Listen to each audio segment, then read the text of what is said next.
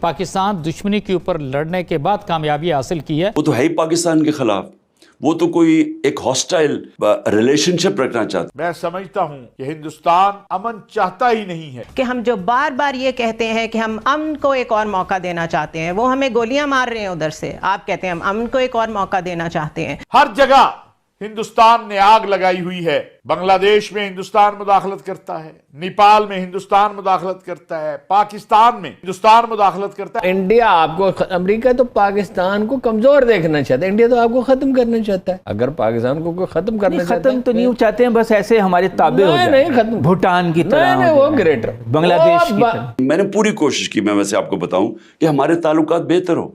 मैंने थोड़ी देर के बाद रियलाइज किया ये तो एक मेरा आइडियोलॉजी के सामने मैं खड़ा हो गया हूं।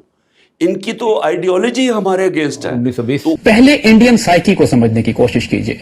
इनके साथ प्रॉब्लम यह है कि हम मुसलमानों ने, पाकिस्तान के मुसलमानों को, ये खसूसन 1000 साल हमने इन पे हुकूमत की है और ये कलेक्टिवली एक कौम की हैसियत से इंफीरियरिटी कॉम्प्लेक्स में मुब्तला है पाकिस्तान के मामले में। यहाँ हम ही अनपढ़ से उठ के बूथे उठा के कह देते हैं बर्रे सगीर पे मुसलमानों ने इतनी देर, और नहीं, बर्रे सगीर छोड़ो, तुम्हारे पाकिस्तान पे आज भी तमाम का हुकूमत से कोई लेना देना नहीं। तो वो तो बादशाहतें थी और वो तो इन्वेडर्स थे, वो तो सारे फॉरेनर्स थे, वो तो उर्दू पंजाबी भी नहीं बोलते थे। वो भी ना तारीख का कोई शऊर है, सतही सी बातें करके गुजर जाते हैं। हम 850 साल से कमी मुजारे, वी आर नॉट सिटीजन। आपको अंदाजा नहीं है कि पूरे बरसगीर पाक हिंद में रेलवे स्टेशन पे 2 पानी बिकते थे, हिंदू पानी और मुस्लिम पानी। अच्छा। आप बुनियादी तौर पर हिंदू आपको मजहबी तौर पर वो दलत से नीचे समझता है। वो कहता है कि ये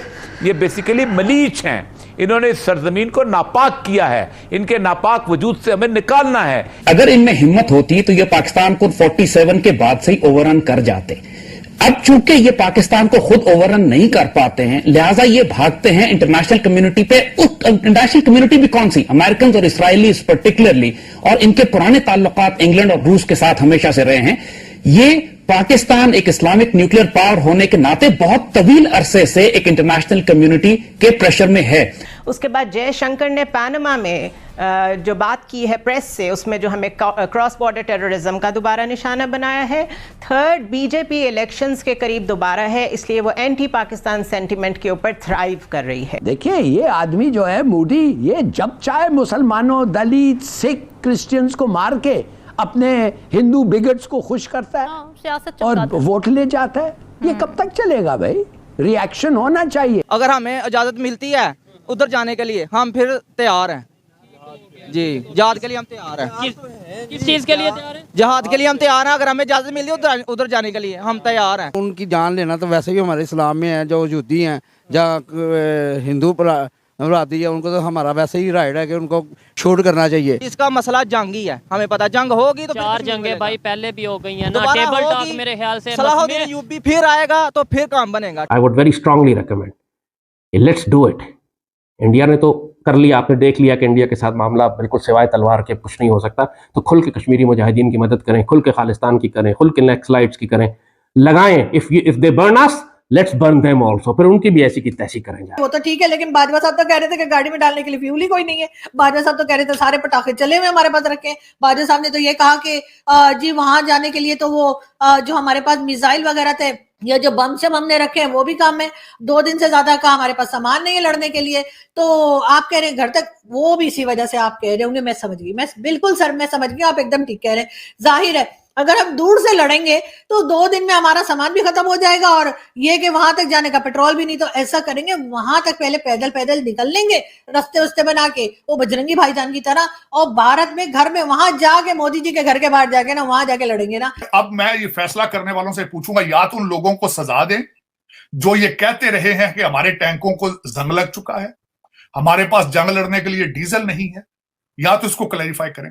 अगर क्लैरिफाई नहीं करते तो भारत से रिलेशनशिप ठीक करो अपने। I don't understand. आप मोदी के इंडिया के साथ अगर आप बातचीत करना चाहते हैं, आप बातचीत नहीं कर सकते। वो मुसलमाने के दुश्मन है, पाकिस्तान के दुश्मन हैं, वो यादव को भेजते हैं, वो BLA को करते हैं, वो BNA को सपोर्ट करते हैं, वो दाइश को करते हैं, आइसिस को करते हैं। क्या कर रहे हैं आप? हमको अब इंडिया से उसी जबान में बात करना है जो ये जबान वो समझते हैं। We have to break their teeth first. हमने उनको पहले ये जो हाई हॉर्स पे ऊपर चढ़े हुए पहले वहां से नीचे उतारना है, जमीन पे दांत वांत तोड़ने, इसके बाद बात करनी है अगर कोई बात करनी है तो, उससे पहले नहीं। जाहिर है इस वक्त जो जियोपॉलिटिकल एनवायरनमेंट दुनिया में बनी हुई है, उन्होंने हमसे जंग करनी है, वो बिल्कुल तैयारी कर रहे हैं हमारे बॉर्डर्स के साथ। देखिए, हमने आपके 2 प्लेन्स और 1 पायलट पकड़ा था, अब एक पूरा स्क्वाड्रन पड़ेंगे अगर आप आएंगे। और दूसरी बात, हम तैयार होंगे। पाकिस्तान की हिफाजत का तो अल्लाह ने यह बंदोबस्त किया कि हम आर्मी डिप्लॉय हमें करने की जरूरत नहीं, वो उन्होंने कर दी अपना वादी गुलवान। और इतना बात तय है कि चीन पाकिस्तान को नाराज नहीं कर सकता। अच्छा हिलाली साहब, आपको लगता है कि चीन पाकिस्तान को नाराज नहीं कर सकता? पाकिस्तान के बहुत एहसानात हैं चीन के ऊपर, हमने सबसे पहले तस्लीम भी किया। PIA पहली एयरलाइन थी जिसने विंडो बनाई उनके लिए कि दुनिया के साथ वो आने जाने का राब्ता वो कर सके। वो आते थे पाकिस्तान से फिर दूसरी फ्लाइट लेते थे, कोई और एयरलाइन जाती नहीं थी। चाइना भी काफर नहीं है, चाइना लेकिन वो हमारे साथ ऐसा तो नहीं ना कर रहा। आप बातें खरी कर रहे हैं, क्या कहा आपने? चाइना के साथ हमारा जो ना बिजनेस रिलेशनशिप है, जो बात की पैसे दे नहीं, पैसे उसने क्या देने हैं, उसका भी इधर कारोबार है, पैसे वाली कोई बात नहीं है, ठीक है ना। उन्होंने वर्ल्ड ऑर्डर बनाया है, ठीक है ना, हाँ जी, वर्ल्ड ट्रेड ऑर्डर। वो क्या है उनका, यही है कि पूरी दुनिया में हमारी मीशत होगी। चाइना वाले कह रहे हैं कि हमारा दावा है दुनिया के किसी, यानी कि मुल्क के किसी घर में, देहात में भी चले जाएं, किसी घर में भी, उधर से। India is a vibrant democracy. Anybody that happens to go to New Delhi can see that for themselves. Narendra Modi का दूसरा टेन्योर है, ठीक है, उसके वो भी पूरा होने वाला, और उसके दूसरे टेन्योर में 4 आर्मी चीफ आए हैं। सॉरी टू से, मैं ओपनली बात कर रहा हूँ, 4 आर्मी चीफ आए हैं। और दूसरी तरफ पिक्चर थी हमारे एक आर्मी चीफ के 2 टेन्योर्स में 4 वजीर आजम आए हैं। ये हमारे लिए शर्मनाक बात है। सारी दुनिया इस तिरंगे के नीचे आना चाहती है, इसके थ्रू ग्रो करना चाहती है, इनके साथ लिंक बनाना चाहती है। यानी कि मोदी साहब अपना सेकंड टेन्योर पूरा करने वाले हैं और उम्मीद है कि अगली हुकूमत भी मोदी की हो। विंस्टन चर्चिल के बाद this is the only other prime minister or head of state who is getting the full honors. India के साथ उसका जो अपनी करेंसी में लेन देन है वो इतना ज़्यादा है कि उसके नतीजे में उनके रिजर्व बढ़ गए, और इंडिया इस वक्त सिंगापुर, रूस, बरतानिया, इसराइल, जर्मनी, बांग्लादेश 6 मुल्कों के साथ वो अपनी करेंसी में। लेकिन ये बदकिस्मती है कि पाकिस्तान में अभी तक कोई प्राइम मिनिस्टर एक टर्म भी पूरा नहीं कर पाया। I have said it's a failed democracy and it is a failing state. बहुत बड़ा एक सवालिया निशान है, वो ये है, मैं हमेशा ये कहता हूँ चीमा साहब, अफगानी और अफगानी बच्चे भी अब आपसे उतनी नफरत करते हैं जितने बंगाली करते हैं। वो दूसरी मरतबा इलेक्ट हुआ एज ए प्राइम मिनिस्टर, क्यों? उसने अपनी अवाम के लिए बेहतर किया था तो अवाम ने दोबारा इलेक्ट किया था। कोई भी प्राइम मिनिस्टर अपना टेन्योर पूरा नहीं कर पाता, और पाकिस्तान में पॉलिटिकल स्टेबिलिटी नहीं है। अगर हम बात करें इंडिया की, तो इंडिया में मोदी सरकार की हुकूमत को 8 साल पूरे होने वाले हैं, यानी कि मोदी साहब अपना सेकंड टेन्योर पूरा करने वाले हैं, और उम्मीद है कि अगली हुकूमत भी मोदी की हो। इसी पर बात करेंगे आज हम पाकिस्तान के अवाम से कि वो इंडिया और पाकिस्तान की पॉलिटिकल सिचुएशन में कितना फ़र्क देखते हैं, उन्हें क्या लगता है कि किस मुल्क की सियासत ज़्यादा बेहतर है, और क्या वजह है कि पाकिस्तान में पॉलिटिकल स्टेबिलिटी नहीं आ पा रही। अगर हम इंडिया और पाकिस्तान की सियासत का कंपैरिजन करें तो क्या लगता है कि किस मुल्क की जो है सियासत वो ज़्यादा स्टेबल और जो है वो बेहतर है? इंडिया से कंपैरिजन करने से पहले इंडिया तो हमारे साथ आज़ाद हुआ था। बांग्लादेश 1971 हमसे काफ़ी देर बाद हमसे अलहदा हुआ था। उसके आज फॉरेन रिजर्व $75 बिलियन के हैं। आज पाकिस्तान के फॉरेन रिजर्व $9 बिलियन के हैं। पाकिस्तान की 75 ताला तारीख में कोई भी वज़ीर आज़म अभी तक अपना टेन्योर पूरा नहीं कर सका, ठीक है।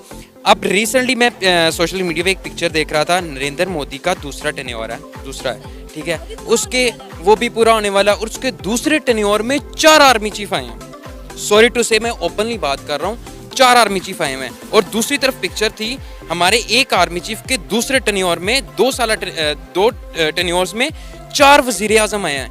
ये हमारे लिए शर्मनाक बात है कि हमारे मुल्क का वजीर आजम कोई भी अपना टेन्योर पूरा नहीं कर सकता। मोदी की हुकूमत का दूसरा टेन्योर होने वाला है पूरा। आपको क्या लगता है, क्या पता है कि मोदी ने अपनी 8 साल हुकूमत में इंडिया के लिए, इंडिया की आवाम के लिए कितना काम किया। अगर हम बात करें पाकिस्तान की, तो यहाँ पर एक डैम बनने के लिए भी 6 से 7 साल चाहिए हमें, और उस टेन्योर को पूरा करने से पहले ही, अपने टेन्योर को पूरा करने से पहले यहाँ पे सियासतदान जो है, हमारा प्राइम मिनिस्टर है जो बदल जाता है। तो मोदी ने अपनी 8 साल हुकूमत में इंडिया के लिए, इंडिया की आवाम के लिए कितना कुछ किया। मोदी की कारकर्दगी हमेशा एक लीडर की कारकर्दगी उसकी जोन सी है, उसकी अपना जो टेन्योर होता है उसमें देखी जाती है, उसकी बुनियाद पे अवाम उसको वोट देती है, ठीक है। वो दूसरी मरतबा इलेक्ट हुआ है एज ए प्राइम मिनिस्टर। क्यों? उसने अपनी अवाम के लिए बेहतर किया था तो अवाम ने दोबारा इलेक्ट किया था उसे, ठीक है। और यहाँ पर अवाम इलेक्ट ज़रूर करती है, अवाम की राय कुछ और होती है, लेकिन हमारे मुक्तदर हलकों की अपनी जो राय होती है वो उनको मुकद्दर समझते हैं, मुकद्दस समझते हैं, ताकि जो उनसे उनके फैसलों में कोई रुकावट ना आ सके, अवाम जो मर्जी कहती रहे। तो 21% डॉलर पर इन्हिसार कम हो गया है पूरी दुनिया का, ये जब अपनी करेंसी में कारोबार शुरू किया है। बांग्लादेश की तरक्की का आप राज जानना चाहते हैं तो आप देखें, सिर्फ इंडिया के साथ उसका जो अपनी करेंसी में लेन देन है वो इतना ज़्यादा है कि उसके नतीजे में उनके रिजर्व बढ़ गए। और इंडिया इस वक्त सिंगापुर, रूस, बरतानिया, इसराइल, जर्मनी, बांग्लादेश 6 मुल्कों के साथ वो अपनी करेंसी में। ठीक है, लेकिन नवीद चौधरी साहब बात यही है कि पाकिस्तान ने बार्टर सिस्टम की तरफ आ गया और इससे मईशत पर मस्बत इसके असरात होंगे। जावेद साहब आप ये बताएं कि आपको क्या लगता है, अवामी राय ये पाई जा रही है कि इससे बुरे हालात मईशत के पहले नहीं देखे थे, लेकिन इसहाक डार साहब पर उम्मीद है, तो क्या उनकी जो उम्मीद है वो हमें नजर भी आएगी प्रैक्टिकली? पहली बात यह है, उनकी पूरी उम्मीदी पे मियां नवाज शरीफ साहब के समधी को, जिसके क्रेडिट की वजह से वो वज़ीर ख़जाना है, उनको निशान इम्तियाज़ मिलना चाहिए, क्योंकि उन्होंने पाकिस्तान की मईशत को बिल्कुल ऐसे ट्रक की बत्ती के पीछे लगा दिया है कि जो पकड़ी भी नहीं जा रही और ना किसी से संभल रही है। यह है बदकिस्मती।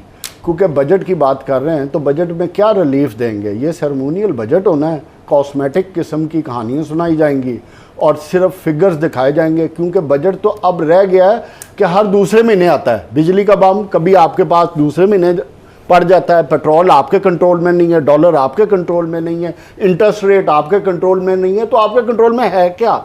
जो बजट 45% डेफिसिट के साथ तैयार होगा, उस बजट का हाल क्या होगा सोचो। ये तो बुनियादी तौर पे ये जो क्या कहते हैं, बारूदी सुरंगें खोद के जाएंगे जो उन्होंने 2018 में खोदी थी आने वाली हुकूमत के लिए। ये है बदकिस्मत लम्हा। क्यों कि आपके पास ना IMF है, ना पैसे हैं, ना कोई कमिटमेंट है, और आपने 750 से उठाकर 900 अरब आपने डेवलपमेंट बजट, 650 से 900 अरब रुपया डेवलपमेंट बजट कर दिया। अच्छा। तो पैसे हैं नहीं, ये पैसे आने कहाँ से? 21 अरब आपके पास इलेक्शन देने को नहीं थे, आज आप इस मुल्क में लोगों को कहानियाँ सुना रहे हैं। तो बुनियादी तौर पे आपके पास 3-4 महीने खेलने का टाइम है, इसमें आपने 2 फैसले करने हैं। अगर आपने IMF के पास जाना पड़ेगा, आपके पास कोई ऑप्शन नहीं है, या आपको अपने दोस्त ममालिक से कमिटमेंट लेके पैसे लेने पड़ेगा, वरना तो फिर अल्लाह ही अल्लाह। कुछ इसी तरह की बात कर रहे हैं। मैं चाहूंगी इफ्तिखार साहब आप बताएं, आपने भी इस चीज को स्टडी किया है। अमेरिका में जो पाकिस्तान तहरीक इंसाफ के लॉबिस्ट हैं वो मुतालबा कर रहे हैं कि अफवाज पाकिस्तान की इमदाद को बंद किया जाए और पाकिस्तान को जो इमदाद है वो नाफराहम की जाए। उन्होंने कहा फौजी इमदाद बंद की जाए, क्योंकि जिस पार्टी से उनका तल्लक है वो पार्टी मुसीबत में फंसी है। उस पार्टी के वर्करों के ऊपर जो आर्मी की इंस्टॉलेशन है उनको जलाने, उनको लूटने, उनको तबाह करने का मुकदमा चल रहे हैं। तो इस बिना पे पाकिस्तान की फौजी इमदाद बंद कर दी है।